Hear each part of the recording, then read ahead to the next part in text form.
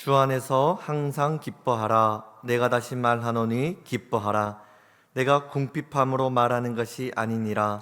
어떠한 형편에든지 나는 자족하기를 배웠노니 나는 비천에 처할 줄도 알고 풍부에 처할 줄도 알아. 모든 일 곧 배부름과 배고픔과 풍부와 궁핍에도 처할 줄 아는 일체의 비결을 배웠노라.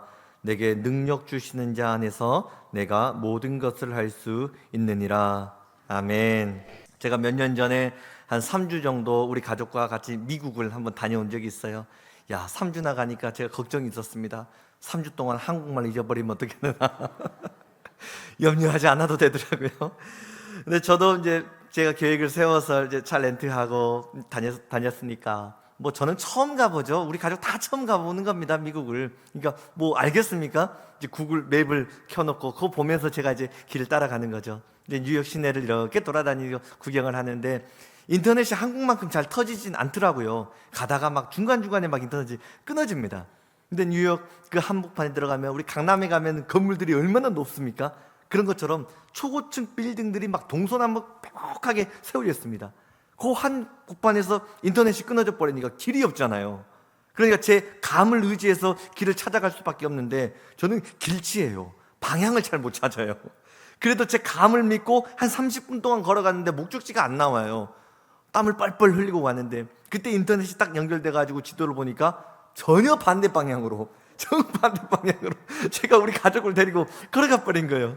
근데 애들이 어리고 하니까 아빠 좀 길 좀 잘 좀 보지. 이게 뭐야, 30분 동안 우리 헛고생만 했잖아. 미안하다 그랬거든요. 우리가 얼마나 빨리 가느냐, 얼마나 멀리 가느냐 하는 것보다 중요한 것은 정확한 곳으로 정확한 발걸음을 내딛는 것이 중요합니다. 수고하고 애를 썼지만 방향성이 잘못되어 있으면 그 모든 수고가 물거품이 되지 않겠습니까? 우리에게 필요한 것은 정확한 인생의 방향성입니다. 우리 신앙생활도 마찬가지입니다. 우리가 걸어가는 신앙의 방향성이 건강해야 됩니다. 하나님 기뻐하시는 방향으로 우리가 달려가야 되지 않겠습니까? 그러면 우리는 어떠한 방향성을 가지고 달려가야 하는가? 오늘 4절을 보면 하나님 이렇게 말씀하십니다. 주 안에서 항상 기뻐하라. 내가 다시 말하노니 기뻐하라. 하나님은 우리 인생이 항상 기뻐하고 감사하고 행복할 수 있는 그 인생의 방향성으로 우리를 인도해 가십니다. 자, 하나님이 세상을 창조하실 때부터 우리 모두가 기쁨의 풍성함을 누릴 수 있도록 하나님 그렇게 창조하셨습니다.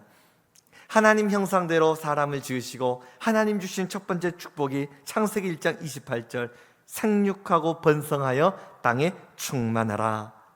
하나님은 우리가 생육하고 번성해서 충만한 삶을 살도록 그렇게 우리를 축복해 주셨습니다. 2000년 전 예수님이 이 땅에 왜 오셨는가? 그것을 요한복음 10장 10절은 주님이 이렇게 말씀하셨습니다. 내가 온 것은 양으로 생명을 얻게 하고 더 풍성히 얻게 하려는 것이다. 예수님이 우리 가정에 오신 것은 천국의 생명을 주시고 그 천국의 풍성함을 누리며 살아가라, 이것을 위해 예수님이 오셨습니다. 에베소서 5장 18절을 보면 오직 성령으로 충만함을 받으라. 성령님이 우리에게 충만한 기름을 부어주셔서 성령 충만함으로 기뻐하고 감사하고 승리하는 삶을 살아가도록 그렇게 하나님이 우리를 인도해 가신다는 것입니다.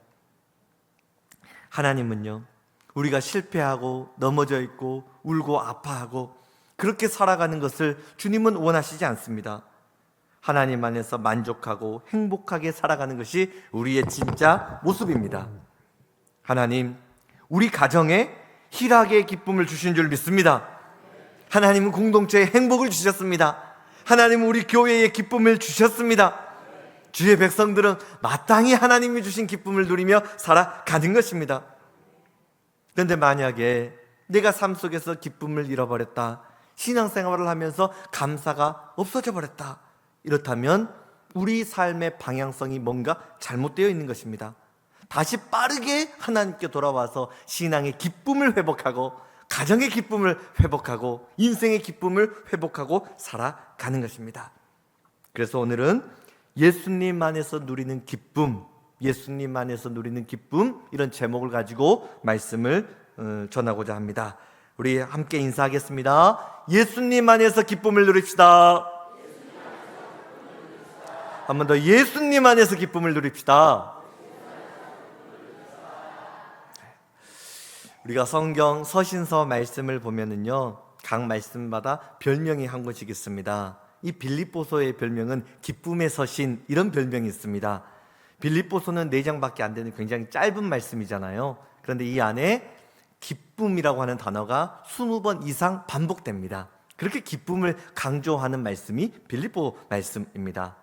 그런데 아이러니한 사실은 뭐냐면, 이렇게 기쁨을 강조하고 있는 이 하나님의 말씀, 어디에서 쓰여졌냐면 감옥에서 쓰여졌습니다. 감옥과 기쁨, 뭔가 어울리지 않는 그런 상황 아닙니까? 더구나 오늘 말씀을 쭉 묵상하는데 제가 4절 말씀을 보는데 제 마음에 좀 한 가지 걸리는 단어가 있었습니다. 주 안에서 항상 기뻐하라. 이 항상이라고는 단어가 제 마음에 툭 하고 걸렸습니다.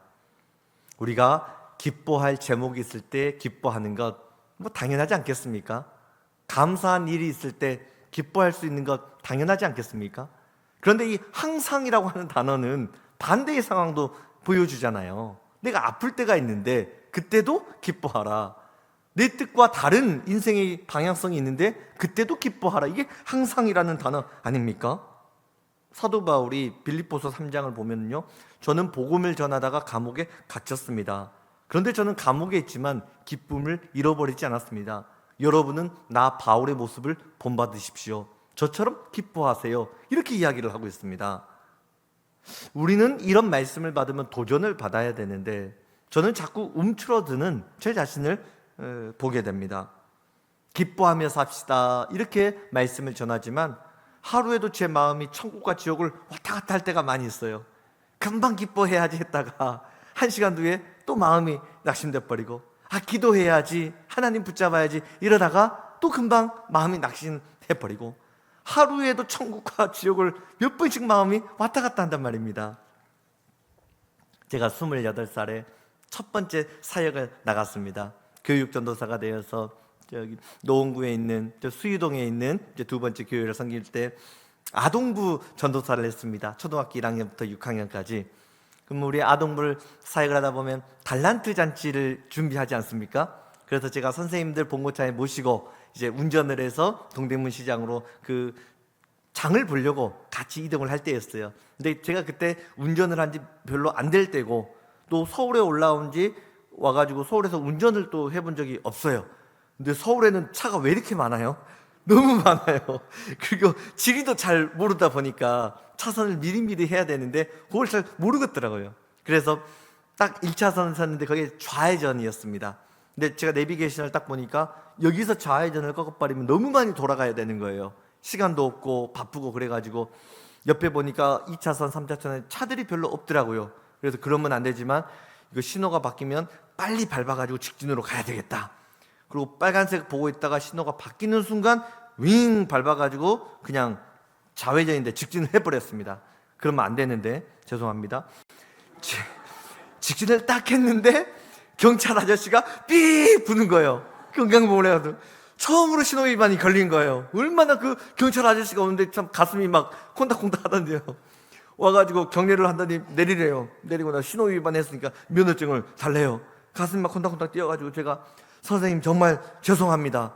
100% 제 잘못을 인정합니다. 제가 광주에서 살다가 처음 서울 올라와가지고 그런 말 안 해도 되는데 제가 지리도 잘 모르고 서울에 차도 많고 해가지고 차선도 미리 못 찾고 그랬어요. 그래도 제가 100% 잘못한 거 제 잘못 인정합니다. 잘못했습니다. 한 번만 용서해 주시면 제가 다시는 신호위반 안 할 테니까 좀 봐주면 안 됩니까? 안 된대요. 이거 삐 부는 순간 무슨 뭐 코드 번호 뭐 그런 게 있습니까? 그런 게 있어가지고 취소가 안 된대요. 한 번 신고도를 눌러버리면. 그래가지고 그때 정확히 안 나지만 5만 원인가 6만 원인가 그 벌금이 나왔습니다. 나와가지고 그거를 이제 뗐죠. 야, 그 생돈 6만 원을 내는데 얼마나 돈이 아까워요. 그 6만 원이. 교육전도사 그 참 힘든 시대인데 그 6만 원 너무나 큰 돈이거든요. 그래서 계속 그 6만 원이 머릿속에 떠나지를 않아요. 장을 보는데 천국 잔치를 볼 그 장을 보는데 기쁘지가 않아요. 머리에는 6만 원밖에 없어. 아이고 아까워라, 아이고 아까워라. 그 6만 원 때문에 하루 종일 속이 상하더라고요. 제가 잘못했지만 그런데도 마음이 상하더라는 거죠. 여러분, 우리가 환경에 따라서 마음을 빼앗기고 기쁨을 잃어버릴 때가 얼마나 많이 있습니까? 기도 응답이 되면 아멘 감사하지만 기도해도 응답이 없고 자꾸만 인생의 어려운 일들을 만났을 때 우리가 얼마나 많은 낙심을 경험한단 말입니까? 그런데 사도 바울은 항상 기뻐하라, 그럼에도 기뻐하라, 이렇게 이야기를 합니다. 왜 그럴까요? 하나님이 주신 기쁨을 환경에 빼앗기지 말라는 것입니다. 바울, 우리가 살아가다 보면 하나님이 주신 기쁨을 도둑질해가는 환경과 어려움이 너무나 많이 있구나, 이것을 바울은 알았던 것입니다. 그래서 그 절박한 상황 속에서도 여러분, 하나님이 주시는 기쁨을 빼앗겨서는 안 되는 것입니다. 그때에도 하나님이 여러분을 지켜주십니다. 하나님이 길을 분명히 열어주십니다. 그런데 낙심하지 마시고 길을 열어주신 하나님을 붙잡고 소망을 잃지 마시고 힘을 내시길 바랍니다. 항상 기뻐하시길 바랍니다. 바울, 복음 전하다가 감옥에 갇히지 않았습니까? 얼마나 억울합니까?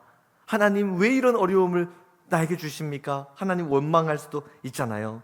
그런데 바울, 인생의 감옥이 나를 가둬버렸지만 하나님 주신 천국의 기쁨, 주여 저는 빼앗기지 않겠습니다. 나는 기뻐하겠습니다. 항상 기뻐하겠습니다. 이렇게 고백을 합니다. 사도 바울이 빌립보 교회를 세우기 위해 얼마나 많은 고생을 했습니까? 두들겨 맞고 감옥에 갇혀지게 되는, 그렇게 해서 세워진 교회가 빌립보 교회 아닙니까? 바울의 생명을 통해 세워진 교회가 빌립보 교회입니다. 그런데 빌립보 교회에 두 여성 지도자가 있었어요. 유오디아, 순두계, 두 리더가 있었습니다. 근데 이 두 리더가 싸워버립니다. 그러니까 이 여성 지도자의 남편들이 본인 아내의 말을 듣지 다른 사람 아내의 말을 듣겠습니까? 그 자신의 아내의 말을 듣고 가정이 둘이 싸워버리는 겁니다. 그렇게 되다 보니까 유오디게아를 지지했던 성도들이 있고 순두계를 지지했던 성도들이 있을 것 아닙니까? 파당을 지어가지고 둘이 싸워버립니다. 교회가 깨지게 생겼단 말이에요. 바울은 감옥에 갇혀져 있는데, 로마는 교회를 핍박하고 있는데, 교회에서 두 분파가 해가지고 네가 잘했다 내가 잘했다 싸우고 있단 말입니다. 그 소식을 바울이 들었던 겁니다. 그리고 나서 바울에게 쓴 편지가 빌립보서 아닙니까? 호되게 야단을 쳐도 뭐라고 할 수 없는 그런 상황 가운데 바울은 그렇게 하지 않았습니다. 여러분, 싸우지 마십시오. 다투지 마십시오. 하나님이 영원한 천국을 주셨고 우리를 주의 백성으로 부르는데 왜 우리가 분열되어야 한단 말입니까? 주 안에서 같은 마음을 품읍시다. 우리가 결국 달려갈 곳은 천국이 아닙니까? 다시 마음을 하나로 모읍시다. 나는 감옥에 있지만 감옥이 내 기쁨을 빼앗지 못했습니다. 여러분, 교회 가운데 어려움이 있지만, 그 다툼이 있지만 그 다툼이 천국의 기쁨을 빼앗지 못하는 것입니다. 마음을 다시 합하십시오. 그리고 기뻐하십시오. 다시 감사하며 살아갑시다. 그게 오늘 빌립보서의 말씀이라고 하는 것입니다. 우리가 살아가다 보면 억울한 일들이 얼마나 많이 있습니까? 분통 터지는 일들이 있습니다. 때로는 너무나도 화가 나면 그냥 세상을 향해서 주먹을 휘둘러 버리고 싶은 그런 어려움을 만날 때도 있습니다. 그러나 그때에도 항상 기뻐하라, 바울은 이야기합니다. 왜 항상 기뻐해야 됩니까? 그리스도인은 항상의 존재이기 때문에 그렇습니다. 항상의 존재라고 하는 것은 뭐냐면 종말론적인 기쁨을 누리는 사람이라는 것입니다. 예수님 안에서 누리는 기쁨은 다른 것이 아니라 종말론적인 기쁨입니다. 이거는 천국 생명을 얻었다는 겁니다. 천국의 기쁨을 누리며 살아가는 사람, 이게 성도라고 하는 것입니다. 상황과 환경에 따라서 우리 마음을 빼앗기는 것이 아니라 내가 구원받은 천국 백성이 되었기 때문에, 나는 영생을 가진 사람이 되었기 때문에, 사망 권세 이기신 예수님의 승리가 나의 승리이기 때문에 그 사실 때문에 기뻐하는 사람, 이게 성도입니다. 이것이 종말론적인 기쁨이라고 하는 것입니다. 우리 인생 마지막 날 우리는 모두 자랑스러운 천국문 앞에 서게 될 것입니다. 그 천국문 앞에서 우리가 살아왔던 인생의 어려움을 보면은요, 결국은 걸어왔던 그 모든 일들도 합력하여 선을 이루어 주시는 하나님의 은혜였구나, 여러분 이것을 믿음으로 보게 될 줄로 믿습니다. 사도 바울 감옥에 갇히지 않았습니까? 로마에 복음 전하겠습니다 헌신했는데 오히려 로마에 갔다가 감옥에 갇혀버렸습니다. 하나님 왜 이런 어려움을 주십니까? 그런데 하나님의 은혜는 무엇입니까? 바울이 로마에 갇혔을 때 오히려 그 감옥이 복음의 전초 기지가 되어서 감옥에서 로마의 고위 국회의원들을 다 만나버립니다.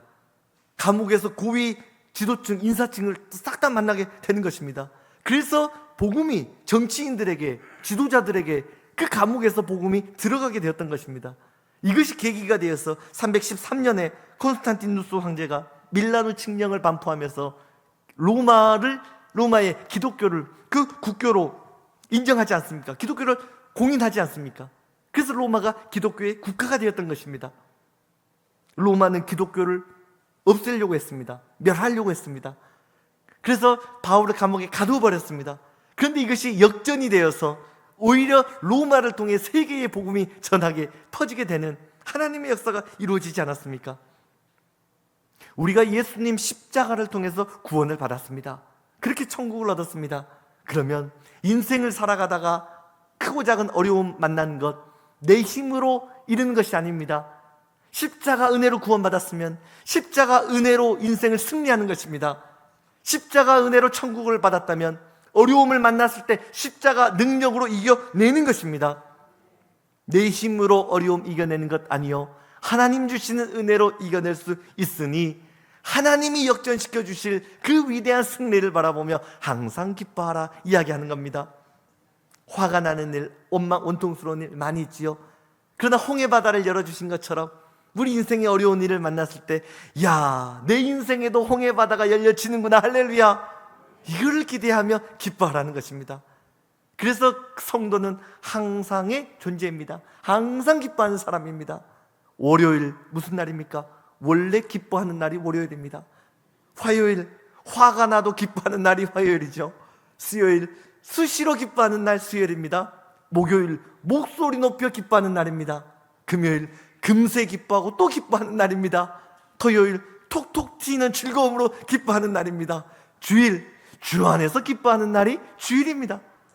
그래서 우리 성도는 항상이 존재라는 거예요. 이 종말론적인 기쁨을 누리고 살아가는 사람입니다. 자, 그렇다면 이 종말론적인 기쁨 어떻게 누릴 수 있을까요? 바울은 한 단어로 설명을 해버립니다. 본문 4절 보니까 주 안에서 항상 기뻐하라. 우리가 천국의 기쁨을 누릴 수 있는 근거는 한 가지입니다. 주 안에서입니다. 내가 기쁨을 유지할 수 있는 비결 한 가지입니다. 예수님 안에서 기뻐하는 것입니다. 주 안에서, 이거는 바울 신학입니다. 엔 크리스도, 예수 안에서 누리는 기쁨. 13권의 바울서 신서가 있습니다. 그 안에서, 예수님 안에서, 주 안에서, 이 단어가 132번이나 반복되고 있습니다. 우리가 기뻐할 이유, 사도 바울이 기뻐했던 이유 한 가지입니다. 예수님 안에서 기뻐하는 것입니다. 바울의 기쁨은 물질이 아니었어요. 바울의 즐거움은 성공이 아니었습니다. 예수님 안에서 누리는 죄사함의 축복, 천국의 기쁨, 하늘의 평안, 이것이 우리가 누리는 구원의 기쁨이요 천국의 행복이 되는 줄로 믿습니다.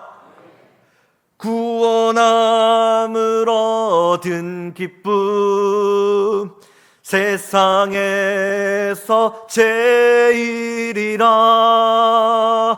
영광의 길 허락하신 내 주 예수 찬양하네. 죄사함을 받고 천국 백성이 된 기쁨, 사라지지 않는 영생의 기쁨인 줄 믿습니다. 우리가 다 하나님 나라 들어갈 것이 확실한데 삶의 문제가 뭐 그리 대수란 말입니까?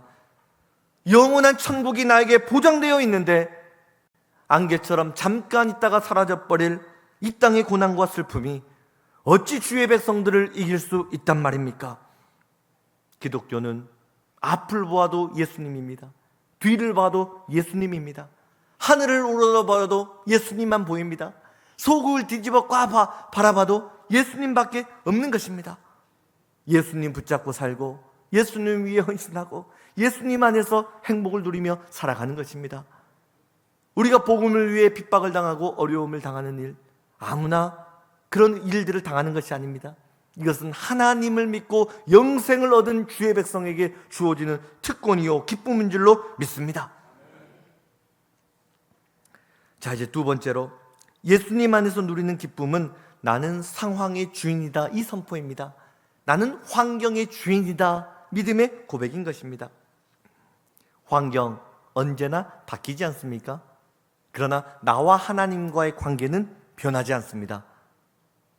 환경, 일시적이고 순간적으로 지나가는 것들이 너무나 많이 있죠. 그러나 구원받은 천국 백성, 이 하나님 자녀된 신분, 이것은 변함이 없는 존재적인 축복이라는 것입니다.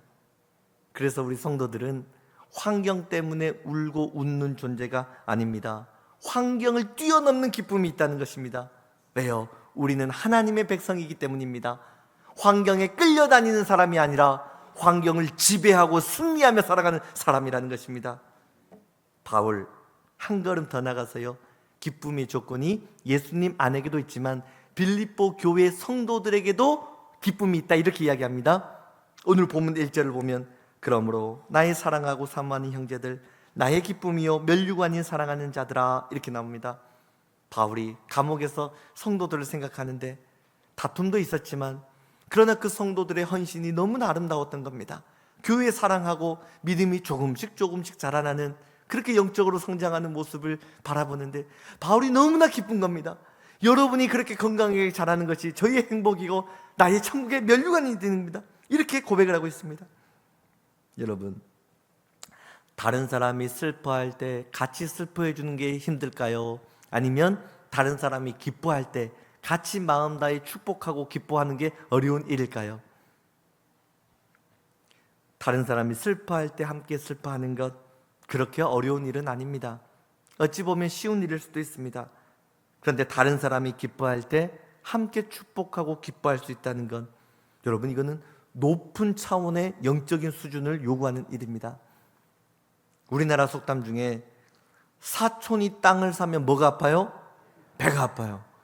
어쩜 그렇게 잘하세요? 내 가족인데, 친척인데도 배가 아파요, 배가 아파요. 여러분, 그게 우리 사람 아닙니까? 좀 축복해주고 싶은데 그렇게 마음대로 안 되는 게 참 우리 속 좁은 사람이, 그게 우리 존재 아닙니까? 그러나 상대방이 잘 되는 것을 기뻐할 수 있고 다른 가정이 잘 되는 것을 마음 다해 축복해 줄 수 있는 것, 이거는 아무나 할 수 있는 일이 아닙니다. 성령의 사람이 할 수 있는 일이라는 것입니다. 그래서 교회 안에서요, 상대방을 축복하는 말, 격려하는 말, 위로하는 말이 넘쳐나는 교회는 영적으로 굉장히 성숙한 교회가 되는 것입니다. 칭찬은 영적으로 성숙한 사람이 할 수 있는 성품입니다. 따뜻한 말, 위로의 말, 권면의 말, 서로를 세워주는 말은요, 그 안에 예수님의 심장이 있어야 할 수 있는 말입니다. 나보다 상대방을 더 높여 세워줄 수 있는 이 언어, 성령 충만을 받아야지만 할 수 있는 일이라는 것입니다. 상대방이 더 잘 되도록 격려하고 축복하고 힘을 실어주는 일, 여러분, 이것이 주님의 교회를, 몸되신 교회를 아름다우게 세워나가는, 그 하나님의 나라를 이루어 나가는 복된 일이 되는 것입니다. 그래서 제가 딱 이제 1년 되지 않았습니까? 우리 교회 부임한 지 처음 올 때부터 했던 게 인생 특방 기도회가 그것이었습니다. 생각이 바뀌면 인생이 바뀐다, 언어가 바뀌면 인생이 바뀐다, 성품이 바뀌면 인생이 바뀐다. 그러면서 늘 했던 말이 뭡니까? 사랑하는 말, 격려하는 말, 축복하는 말, 그걸 1년 내내 외치고 있는 것 아닙니까? 그래서 우리가 교회 공동체로 만났을 때는요, 여러분, 절대로 이름을 부르면 안 됩니다. 내가 친하다고 해서 형, 동생 이렇게 하면 안 됩니다. 개인적으로 만날 때야 뭐 이야기할 수 있겠죠. 그러나 조직으로 모이고 직분으로 모이고 공동체로 만났을 때는 반드시 누구누구 장로님, 누구누구 권사님, 누구누구 집사님, 누구누구 성도님, 직분을 함께 해서 높임말을 사용해 줘야 되는 겁니다. 야, 너 잘하니까, 야, 이거 네가 좀 해야지. 여러분, 이 표현이 얼마나 상대방을 깎아내리는 표현입니까? 여러분, 이런 언어들은 공동체를 무너뜨리는 언어입니다. 그게 아닙니다. 우리 집사님의 섬김을 보니 그게 저의 기쁨입니다. 집사님이 땀을 흘려주셔서 이렇게 아름답게 교회가 세워져 가는 모습을 보니까 그것이 저의 행복입니다. 그게 저의 면류관입니다. 제가 옆에서 같이 기도할게요. 같이 손잡아 드릴게요. 힘내서 주의 몸된 교회를 세워 나갑시다. 할렐루야. 이게 예수님 안에서 누리는 기쁨이라는 것입니다. 그렇게 서로 손잡아주고 너의 기쁨이 나의 기쁨이 되는 천국 백성으로 승리할 수 있기를 축복합니다. 자, 이제 우리 마지막으로 예수님 안에서 누리는 기쁨은 모든 것을 할 수 있는 기쁨입니다. 모든 것을 할 수 있는 기쁨.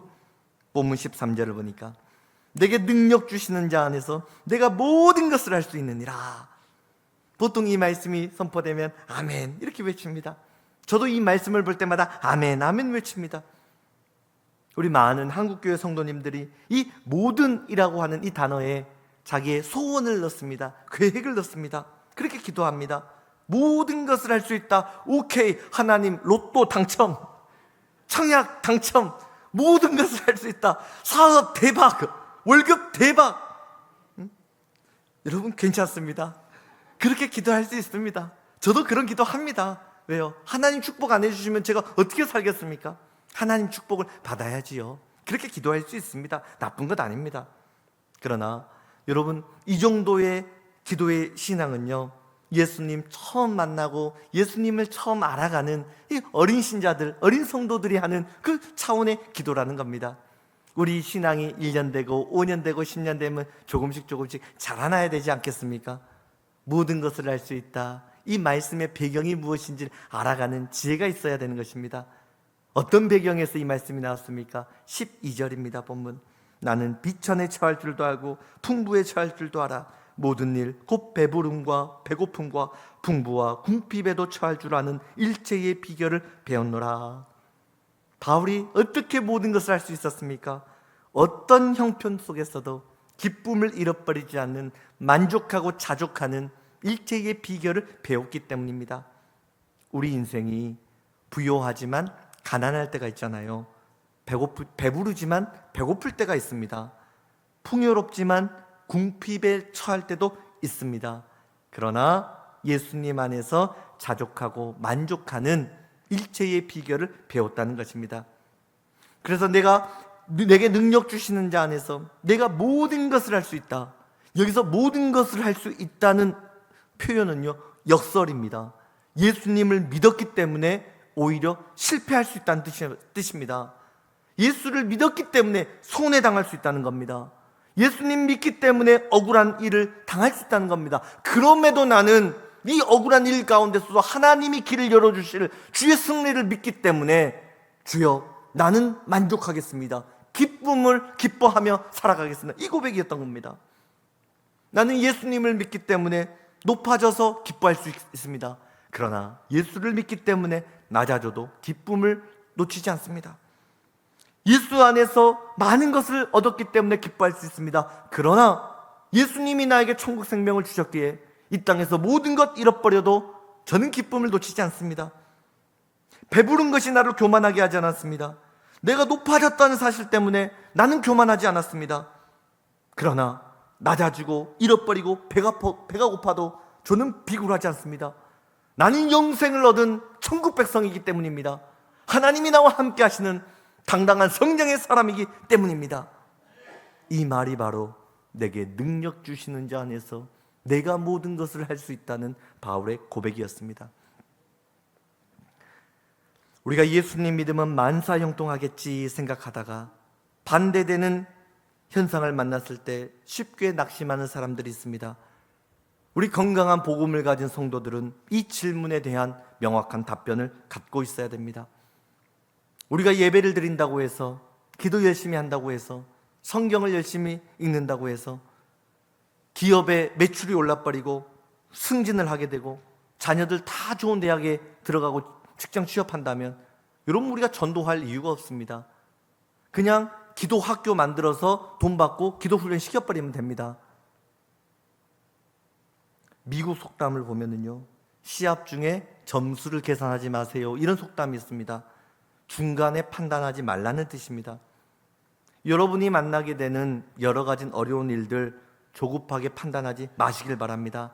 하나님은 누구보다 우리가 잘 살기를 원하시는 분이십니다. 누구보다 나를 지원해 주시고 도와주기를 원하시는 분이십니다. 반드시 하나님의 때에 길은 열리는 줄 믿으시길 바랍니다. 하나님을 믿는 사람들, 때로는 인생의 크고 작은 일시적인 전투에서 실패할 수도 있습니다. 그러나 반드시 궁극적인 전쟁에서는 승리하게 되어 있는 것입니다. 사도 바울, 인간적인 눈으로 보면 그는 실패한 인생 아닙니까? 다 빼앗기고 매맞고 감옥에 갇혔다가 결국은 사형수가 되어서 사형의 이스라엘 형장으로 사라져버리는 그 인생을 살았던 게 바울 아니었습니까? 그럼에도 사도 바울, 그에게는 기쁨을 놓치지 않을 수 있는 풍성한 천국의 은혜가 있었습니다. 하나님이 주시는 하늘 평안이 있었습니다. 내게 능력 주시는 자 안에서 내가 모든 것을 할 수 있느니라. 이것이 예수님 안에서 누리게 되는 기쁨의 풍성이라는 것입니다. 어떤 목사님이 오늘 본문을 설교하면서 온도계 같은 성도, 온도 조절계 같은 성도가 있습니다, 이렇게 설교를 했습니다. 온도계, 날씨의 영향을 받습니다. 날씨가 더우면 온도가 저절로 올라갑니다. 날씨가 추우면 온도가 저절로 떨어져 버립니다. 온도계는 환경에 끌려다니지 않습니까? 그래서 온도계 같은 성도님은 수입이 올라가면 입꼬리가 올라갑니다.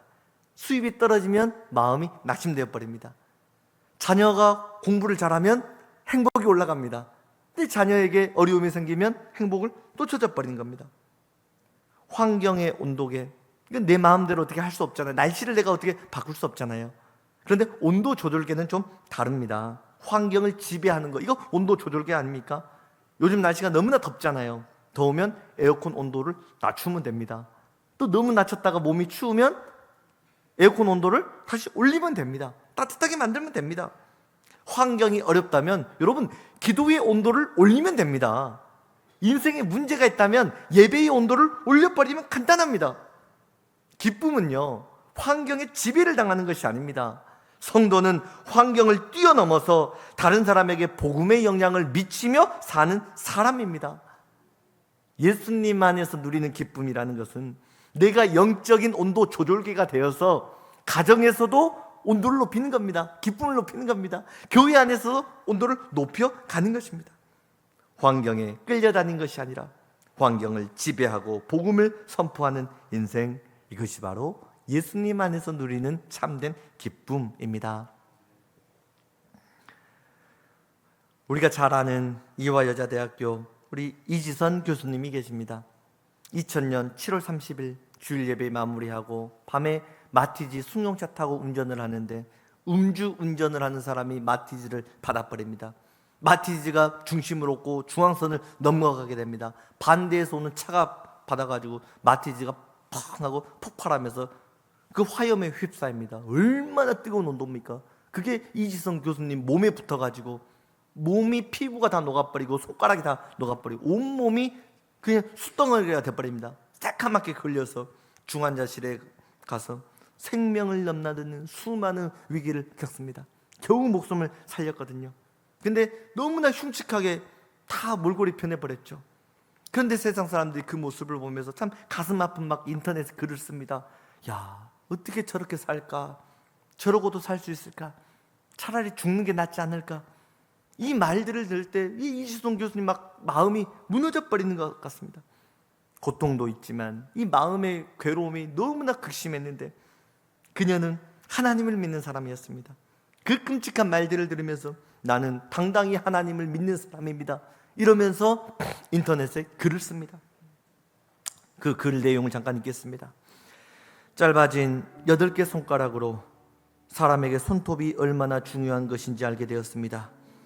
1인 10역을 해내는 온전히 남은 엄지손가락 하나로 생활하며 엄지손가락 남겨주신 하나님께 감사했습니다. 눈썹이 없어서 무엇이든지 여과 없이 눈으로 들어가는 것을 경험하며 사람에게 이 작은 눈썹마저 얼마나 필요한 것인지 알게 되었습니다. 막대기처럼 굳어버린 오른팔을 사용하면서 왜 하나님이 관절이 구부러지도록 만드셨는지, 그리고 손이 귀까지 닿는 일이 얼마나 중요한 것인지 알게 되었습니다. 얼굴 성형을 위해 다리에서 피부를 떼어 놓았을 때 아프지 않고 두 다리로 걷는 일이 감사라는 것을 알게 되었습니다. 무엇보다 별것 아니라고 생각했던 피부가 우리 몸에서 많은 기능을 감당하는 소중한 것인지 알게 되었습니다. 그나마 남겨주신 피부들이 건강하게 움직이는 것에 감사하며 하나님이 우리의 몸을 얼마나 정교하고 놀랍게 만드신 것인지 몸으로 체험했습니다. 그리고 감히 내 작은 고통 중에 예수님의 십자가의 고통을 100만 분의 1만큼이라도 공감할 수 있었습니다. 너무나 비천한 사람으로, 때로는 초라한 사람으로 대해지는 그 기분 또한 공감할 수 있었습니다. 이제는 지난 고통마저 소중하게 느껴집니다. 이 고통이 아니었다면 지금처럼 남들의 아픔에 진심으로 공감할 가슴이 없었을 테니까요. 저러고도 살 수 있을까? 네, 이러고도 삽니다. 몸은 이렇지만 누구보다 건강한 마음임을 자부합니다. 이 몸이라도 전혀 부끄러워하지 않을 수 있는 마음 주신 하나님을 찬양합니다. 이런 몸이라도 사랑해 주시고 써주시려는 하나님의 계획에 감사드립니다. 여러분, 이지선 교수님의 이 글이 2000년 전 사도 바울의 고백인 것입니다. 내게 능력 주시는 자 안에서 내가 모든 것을 할 수 있느니라. 여러분, 그렇습니다. 그리스도인은 예수님 안에서 모든 일을 감당해낼 수 있는 성령의 사람입니다. 성도는 어떤 환경 속에서도 기뻐할 수 있습니다. 고난과 어려움 중에서도 감사할 수 있는 것입니다. 기쁨을 만드는 능력은 예수님 안에 있습니다. 나는 예수 안에서 기뻐하며 살아가리라. 할렐루야. 믿음으로 선포하는 것입니다. 여러분, 2025년 상반기가 끝났습니다. 하나님이 7월달 하반기의 문을 열어주셨습니다. 예수님 붙잡고 기쁨으로 달려갈 수 있는, 기쁨으로 믿음의 첫 걸음을 내딜 수 있는 모든 성도들 되시기를 축복합니다. 여러분의 인생 가운데 기쁨의 언어, 축복의 언어만 가득 넘치시기를 축복합니다. 여러분이 걷는 믿음의 발걸음 가운데 기쁨의 품성이 나누어질 수 있는, 기쁨과 행복의 전도자로 살아갈 수 있기를 우리 주 예수 그리스도의 이름으로 축복합니다. 기도하겠습니다. 하나님, 예수님 안에서 누리는 기쁨을 알게 해주셔서 고맙고 감사합니다. 세상이 할 수도 없고 줄 수도 없는 천국의 기쁨 붙잡고 승리하며 살아가게 하여 주시옵소서. 바울이 어떤 환경 속에서도 자족하고 기뻐했던 것처럼 그 바울의 축복이 나의 축복되게 하여 주옵소서. 예수님 이름으로 기도드립니다. 아멘.